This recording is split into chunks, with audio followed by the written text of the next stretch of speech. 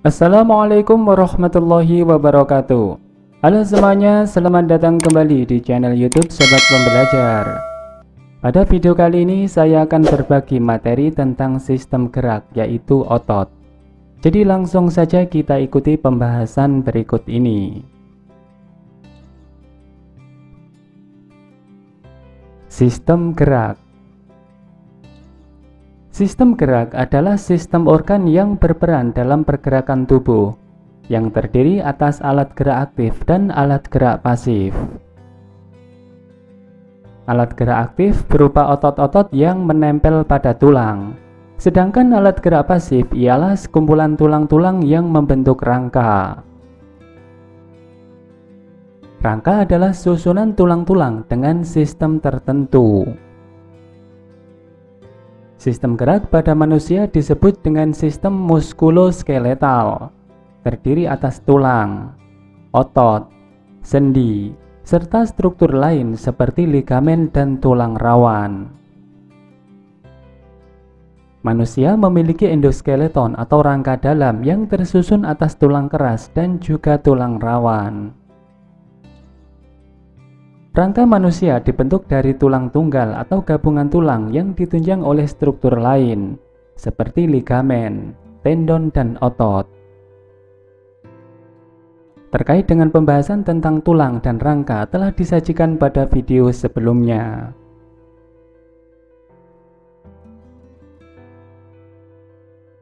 Sekarang kita akan membahas tentang jaringan otot. Di sini tampak bahwa jaringan otot dibedakan menjadi 3. Yang pertama adalah otot jantung, yang kedua adalah otot rangka atau otot lurik, dan yang ketiga adalah otot polos. Jaringan otot terdiri atas sel-sel panjang yang disebut dengan serabut otot, yang mampu berkontraksi ketika dirangsang oleh impuls saraf. Jaringan otot tersusun dalam susunan paralel di dalam sitoplasma. Serabut otot adalah sejumlah besar mikrofilamen yang terbuat dari protein kontraktil, aktin, dan miosin. Otot adalah jaringan yang paling banyak terdapat pada bagian besar hewan, dan kontraksi otot merupakan bagian besar dari kerja seluler yang memerlukan energi pada hewan yang aktif. Fungsi jaringan otot adalah sebagai alat gerak aktif, karena memiliki kemampuan untuk memendek jika sedang berkontraksi dan memanjang jika berelaksasi. Kontraksi otot terjadi jika otot sedang melakukan kegiatan, sedangkan relaksasi otot terjadi jika otot sedang beristirahat.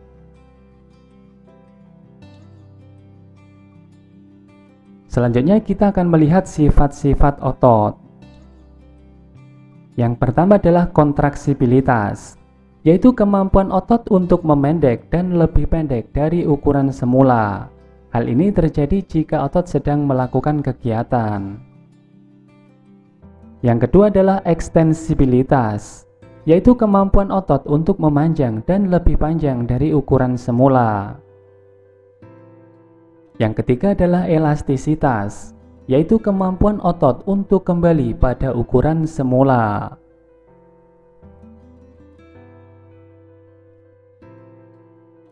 Berikut ini adalah jenis-jenis sel otot. Yang pertama adalah otot polos. Karakteristik pertama dari otot polos adalah bentuk sel berupa gelendong. Yang kedua, inti sel berjumlah 1. Berbentuk oval dan terletak di bagian tengah sel. Yang ketiga, aktivitas sel lambat dan tidak mudah lelah. Yang keempat, otot polos ini bekerja secara tidak sadar. Dan yang kelima, otot polos menyusun organ dalam tubuh atau organ-organ visceral. Yang kedua adalah otot rangka atau disebut dengan otot lurik. Otot ini disebut juga dengan istilah otot seran lintang. Karakteristik pertama dari otot rangka adalah bentuk sel silindris panjang dan tidak bercabang. Yang kedua, memiliki banyak inti di bagian tepi sel. Yang ketiga, kerja cepat dan juga cepat lelah. Yang keempat, otot rangka bekerja secara sadar. Yang kelima, otot ini melekat pada rangka. Yang ketiga adalah otot jantung. Karakteristik yang pertama dari otot jantung adalah bentuk sel silindris bercabang. Yang kedua, jumlah inti 1 atau 2 yang terletak di bagian tengah sel. Yang ketiga, dapat melakukan kontraksi secara terus-menerus tanpa istirahat. Yang keempat, otot jantung bekerja secara tidak sadar. Dan yang kelima, otot jantung hanya terdapat pada organ jantung.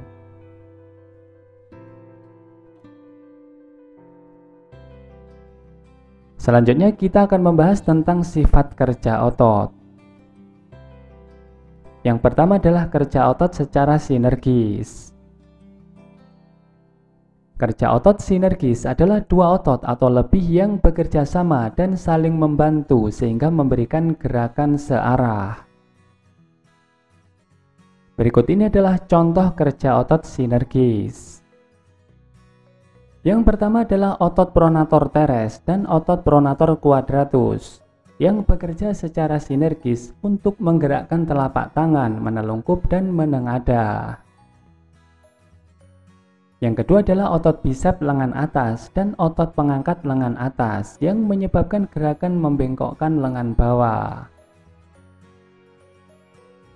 Yang ketiga adalah otot tulang rusuk yang bekerja bersama-sama ketika seseorang menarik nafas.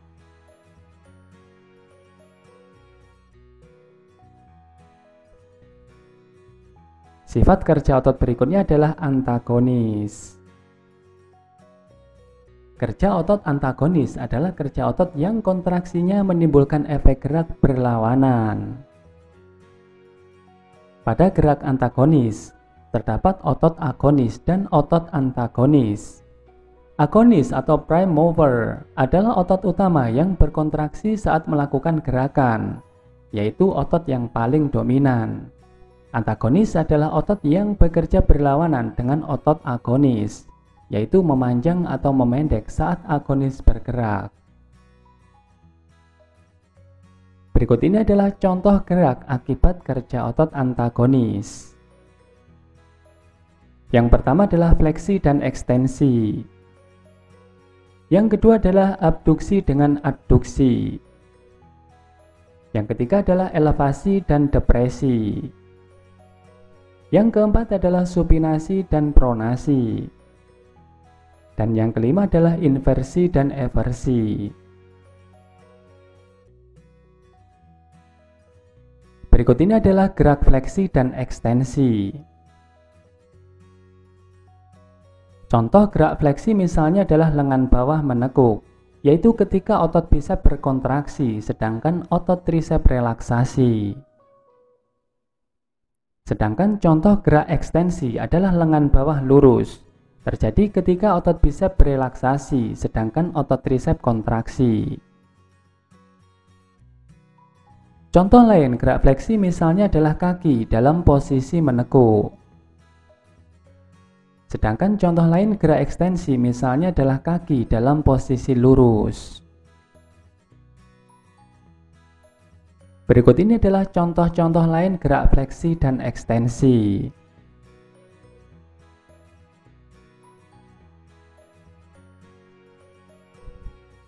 Selanjutnya gerak abduksi dan adduksi. Contoh gerak abduksi misalnya adalah gerak lengan menjauhi badan.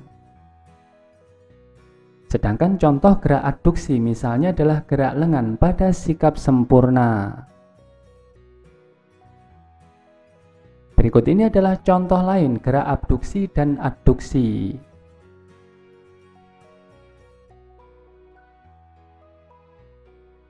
Berikutnya gerak elevasi dan depresi. Contoh gerak depresi misalnya adalah kepala pada posisi menunduk. Sedangkan gerak elevasi misalnya adalah kepala pada posisi mendongak. Contoh lain gerak elevasi misalnya adalah bahu terangkat. Sedangkan contoh lain dari gerak depresi misalnya adalah bahu dalam posisi turun. Gerak mandibula turun yang menyebabkan mulut membuka, ini adalah contoh gerak depresi. Sedangkan gerak mandibula naik yang menyebabkan mulut menutup, ini adalah contoh lain dari gerak elevasi. Selanjutnya gerak supinasi dan pronasi. Gerak supinasi misalnya adalah posisi telapak tangan menengadah. Sedangkan contoh gerak pronasi misalnya adalah posisi telapak tangan menelungkup.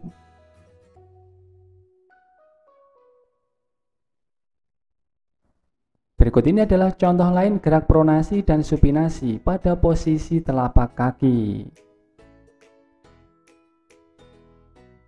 Selanjutnya gerak inversi dan eversi. Contoh gerak inversi misalnya adalah menekuk telapak kaki ke arah dalam. Sedangkan contoh gerak eversi misalnya adalah menekuk telapak kaki ke arah luar. Berikut ini adalah contoh-contoh lain posisi gerak yang dilakukan oleh otot. Oposisi, reposisi, refraksi, protraksi, deviasi radial, deviasi ulnar. Sekarang kita akan membahas tentang struktur otot. Di sini yang akan dibahas dengan lebih detail adalah struktur otot rangka. Gabungan otot membentuk kumparan dan terdiri atas bagian-bagian sebagai berikut. Yang pertama adalah ventricle atau empal, merupakan bagian tengah otot yang menggembung. Yang kedua adalah urat otot atau tendon, merupakan kedua ujung otot yang mengecil. Tendon tersusun atas jaringan ikat dan bersifat keras serta liat. Berdasarkan cara melekatnya pada tulang, tendon dibagi menjadi dua. Yang pertama adalah origo. Origo merupakan tendon yang melekat pada tulang yang tidak berubah kedudukannya ketika otot berkontraksi. Yang kedua adalah insersio. Insersio merupakan tendon yang melekat pada tulang yang bergerak ketika otot berkontraksi.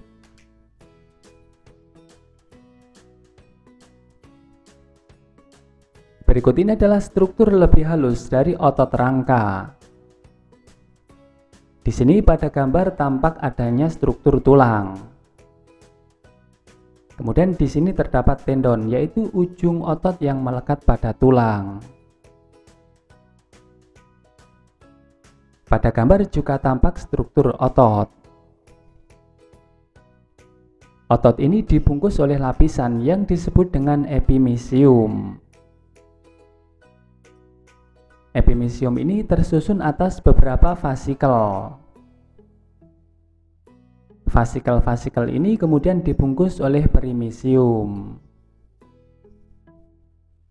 Fasikel-fasikel yang menyusun otot tersusun atas sel-sel otot atau sarkolema, atau juga disebut dengan serabut otot.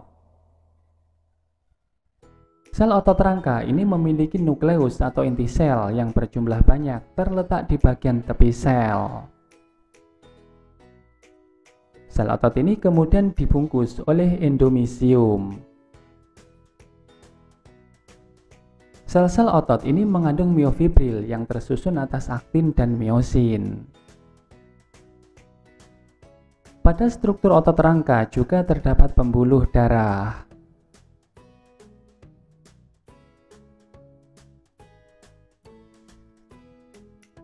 Lapisan pembungkus otot meliputi epimysium, perimysium, dan endomysium. Epimysium atau lapisan yang membungkus otot. Epimysium adalah jaringan ikat padat yang tidak teratur, berserat, dan elastis yang mengelilingi atau membungkus seluruh otot rangka untuk melindungi otot dari gesekan terhadap otot dan tulang lainnya. Pada satu epimisium terdiri dari beberapa fasikel otot. Lapisan ini yang memisahkan antara fasikel yang satu dengan fasikel yang lain. Satu grup otot terdiri atas beberapa fasikel. Contoh epimisium misalnya pada otot bisep dan juga otot tricep. Kemudian perimisium atau lapisan yang membungkus satu fasikel. Perimisium merupakan lapisan yang memisahkan antara sel otot yang satu dengan yang lainnya. Satu fasikel terdiri atas beberapa sel otot. Kemudian endomisium, yaitu lapisan yang membungkus sel otot atau sarkolema. Endomisium adalah lapisan pembungkus otot yang paling dalam. Satu sel otot terdiri atas beberapa miofibril. Lapisan ini memisahkan miofibril yang satu dengan yang lain. Miofibril sendiri mengandung protein aktin dan miosin untuk bergerak. Berikut ini adalah kesimpulan terkait dengan struktur otot rangka. Yang pertama adalah otot. Otot ini tersusun atas beberapa fasikel yang dibungkus oleh epimisium. Berikutnya adalah fasikel. Fasikel ini tersusun atas beberapa sel otot yang dibungkus oleh perimisium. Kemudian sel otot atau sarkolema. Sel otot atau sarkolema disebut juga dengan serabut otot. Ini dibungkus oleh endomisium. Selanjutnya miofibril. Sel otot terdiri atas beberapa miofibril. Dan yang terakhir adalah miofilamen. Miofibril tersusun atas miofilamen dan miofilamen ini tersusun atas protein berupa aktin dan miosin yang menyusun struktur yang disebut dengan sarkomer.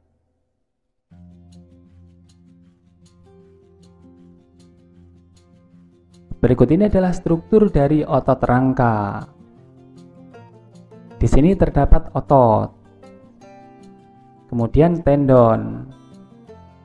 Pada gambar juga terdapat tulang.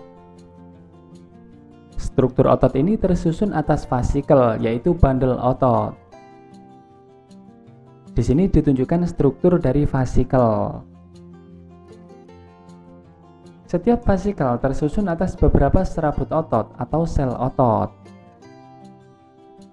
Kemudian setiap serabut otot atau sel otot tersusun atas miofibril.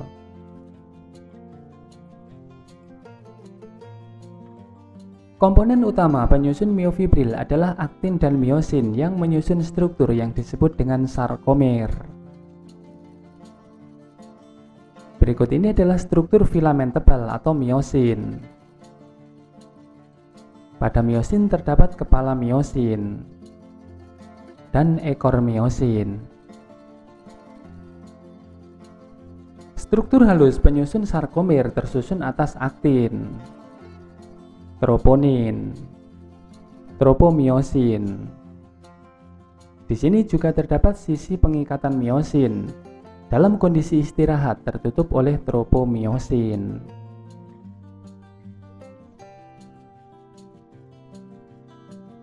Selanjutnya kita akan membahas lebih detail terkait dengan struktur sarkomer. Struktur sarkomer ini tampak pada gambar berikut. Miofibril merupakan elemen kontraktil jaringan otot rangka berdiameter 1 hingga 2 mikrometer dan terdiri atas miofilamen. Miofilamen terdiri atas filamen tipis dan filamen tebal dan yang membentuk sarkomer.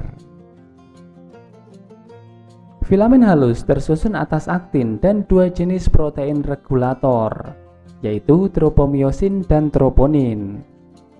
Molekul aktin berbentuk ginjal, bergabung membentuk satu rantai filamen aktin yang berbilin seperti spiral ganda.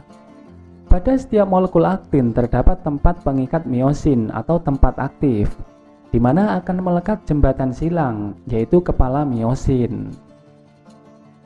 Dalam keadaan relaksasi otot, tropomiosin menutupi tempat pengikat miosin pada aktin, sehingga menghambat perlekatan jembatan silang.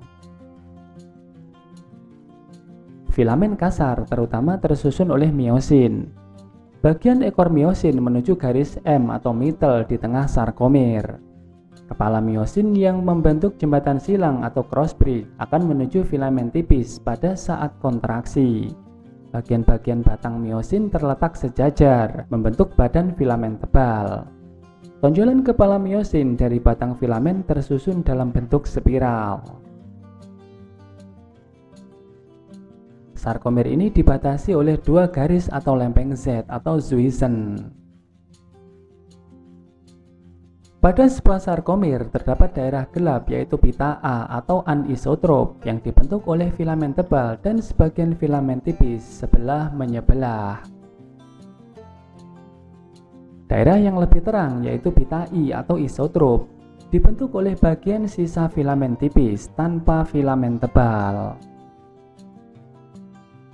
Sedangkan garis Z melewati titik tengah pita I. Pada tengah pita A terdapat daerah yang lebih terang yaitu zona H atau Heller yang dibagi dua oleh garis M.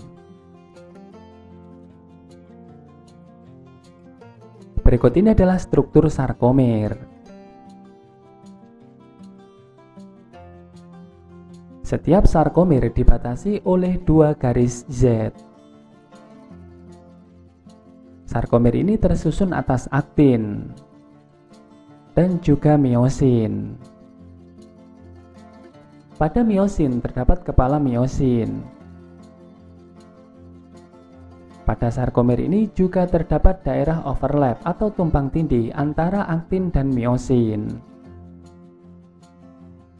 Kemudian pada sarkomer juga terdapat pita I, pita A, dan juga zona H.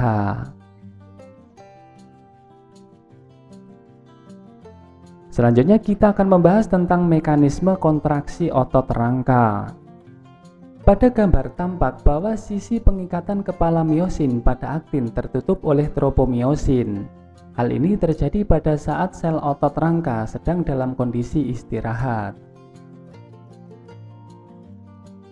Proses kontraksi otot akan terjadi jika Ca2+ atau ion kalsium terikat pada troponin. Selanjutnya kompleks troponin dan Ca2+ menarik tropomiosin sehingga sisi pengikatan miosin menjadi terbuka.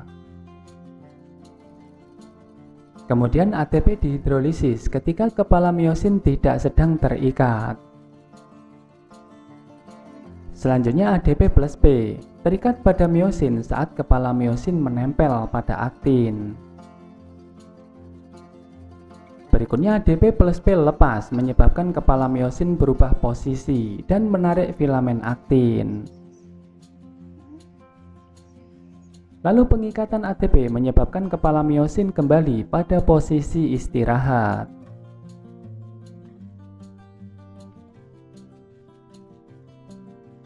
Berikut ini adalah urutan mekanisme kontraksi otot rangka. Adanya rangsangan memicu timbulnya impuls saraf yang dibawa oleh saraf sensori menuju sistem saraf pusat. Selanjutnya sistem saraf pusat, baik otak maupun sumsum tulang belakang mengeluarkan impuls atau potensial aksi ke neuron motorik. Potensial aksi kemudian menjalar hingga ke ujung serabut atau otot memicu pelepasan asetilkolin. Asetilkolin kemudian memulai depolarisasi di dalam sarkolema dan menyebabkan retikulum sarkoplasma melepaskan ion kalsium atau Ca2+. Ion kalsium yang dilepaskan kemudian berikatan dengan troponin yang mengakibatkan perubahan struktur troponin tersebut. Perubahan struktur tersebut akan menyebabkan terbukanya daerah aktif tropomiosin yang semula tertutup oleh troponin. Hal tersebut membuat kepala miosin akan berikatan dengan filamen aktin dan membentuk aktomiosin. Kepala miosin yang berikatan dengan aktin membentuk suatu struktur yang disebut dengan jembatan silang atau cross bridge. Kepala miosin kemudian mengikat aktin dan menariknya ke arah dalam sarkomer dengan menggunakan energi berupa ATP. Ikatan ini melepaskan ADP dan juga fosfat. Kepala miosin kemudian berikatan dengan ATP yang baru, membuatnya melepaskan aktin. Kepala miosin kemudian berada dalam konfigurasi energi yang tinggi dan siap berikatan dengan aktin selanjutnya. Kepala miosin bergerak menarik aktin bersamanya, menyebabkan sarkomer memendek dan otot berkontraksi. Penarikan aktin oleh miosin inilah yang membuat serat otot memendek dan berkontraksi sesuai dengan impuls yang diberikan. Pergeseran aktin dan miosin terus berlanjut, membuat otot berkontraksi dan memungkinkan manusia untuk bergerak, juga mempertahankan kerja organ. Kontraksi otot akan berhenti jika sinyal dari neuron motorik berakhir. Berakhirnya sinyal akan menghentikan retikulum sarkoplasma untuk melepaskan ion kalsium. Dan semua ion kalsium yang masih tersisa dipompa kembali ke dalam retikulum sarkoplasma. Hal tersebut menyebabkan ikatan kalsium dengan troponin berhenti, yang secara otomatis juga menutup situs pengikatan antara aktin dan miosin. Berikut ini adalah ilustrasi kondisi sarkomer saat otot relaksasi dan kontraksi.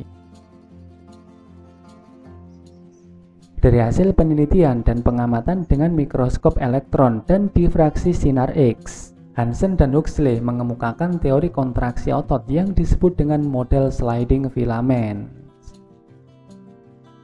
Model tersebut menyatakan bahwa kontraksi otot didasarkan adanya dua set filamen di dalam sel otot kontraktil yang berupa filamen aktin dan filamen miosin. Rangsangan yang diterima oleh asetilkolin menyebabkan aktomiosin mengerut atau berkontraksi, yang prosesnya memerlukan energi. Pada waktu otot berkontraksi, yang terjadi adalah filamen aktin meluncur di antara miosin ke dalam zona H, sehingga serabut otot menjadi memendek. Sarkomer memendek. Pita I dan zona H juga memendek, sedangkan pita A tetap atau konstan.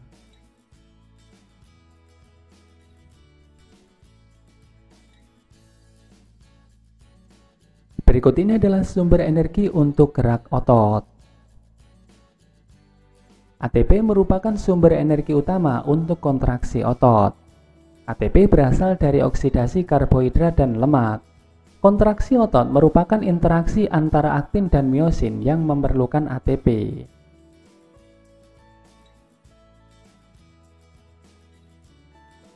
Selanjutnya, fosfokreatin merupakan persenyamaan fosfat berenergi tinggi yang terdapat dalam konsentrasi tinggi pada otot. Fosfokreatin tidak dapat dipakai langsung sebagai sumber energi, tetapi dapat memberikan energinya pada ADP.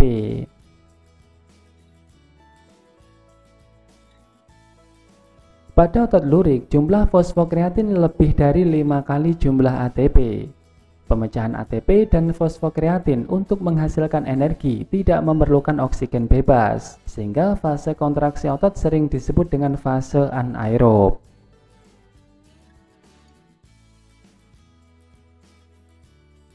Berikut ini adalah gangguan-gangguan yang terjadi pada otot. Yang pertama adalah atrofi, yaitu keadaan otot menjadi mengecil sehingga fungsi otot menurun. Yang kedua adalah hipertrofi, yaitu kelainan di mana otot menjadi besar dan lebih kuat yang disebabkan oleh aktivitas otot yang berlebihan, seperti bekerja dan berolahraga.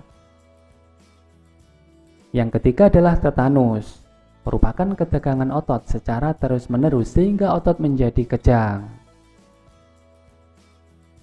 Yang keempat adalah kaku leher atau stiff, terjadi karena kesalahan otot trapesius leher yang meradang. Kelima, kram atau kekejangan, yaitu otot terus melakukan aktivitas sehingga kejang dan tidak mampu berkontraksi. Yang keenam adalah miastenia gravis, yaitu lemahnya otot secara berangsur-angsur dan menyebabkan kelumpuhan. Yang ketujuh adalah hernia abdominal, terjadi bila dinding otot perut sobek sehingga usus menjadi merosot ke bawah dan masuk ke dalam rongga perut. Yang kedelapan adalah dislokasi otot, merupakan penyakit otot menurun yang ditandai dengan kelemahan progresif dan degenerasi otot rangka dalam mengendalikan gerak. Gejalanya adalah kelemahan otot yang berangsur-angsur memburuk, kesulitan bergerak, sering jatuh, meneteskan air liur, serta pembesaran otot betis.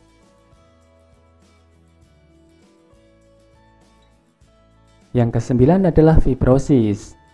Fibrosis adalah menumpuknya serat kolagen yang jumlahnya berlebihan pada otot yang secara normal tidak ada. Dengan adanya jaringan fibrosa, maka otot akan degenerasi sehingga tidak bisa berkontraksi. Yang ke-10 adalah fibrositis, yaitu peradangan jaringan fibrosa, menyebabkan rasa sakit karena terjadi kekakuan pada jaringan fibrosa dan otot yang dilapisinya. Dan yang ke-11 adalah distrofi otot, yaitu degenerasi otot yang diturunkan dan menyebabkan otot rangka menjadi lemah, sehingga penderita seperti mengalami kelumpuhan. Demikian pembahasan materi tentang sistem gerak, yaitu otot. Semoga bermanfaat. Selamat belajar dan semoga sukses. Wassalamualaikum warahmatullahi wabarakatuh.